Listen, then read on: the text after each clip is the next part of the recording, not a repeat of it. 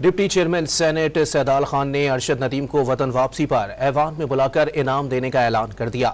Senate اجلاس کے دوران مختلف سیاسی رہنماؤں نے ارشد ندیم کو اولمپکس میں گولڈ میڈل جیتنے پر مبارکباد دی۔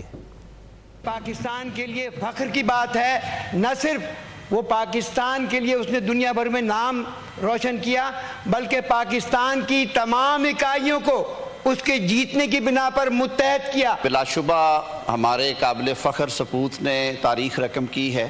انہوں نے اولمپکس کا ریکارڈ قائم کیا ہے 92.97 میٹر کے ساتھ، اور انہوں نے 2 تھروز جو ہیں وہ 90 میٹر ابو پھینکی ہیں۔ پوری قوم کی جانب سے ارشد ندیم کو ہم مبارکباد پیش کرتے ہیں۔ یہ واقعی ملک کے لیے اور پاکستان کے لیے بڑا کارنامہ بھی ہے اور بڑا اعزاز بھی ہے۔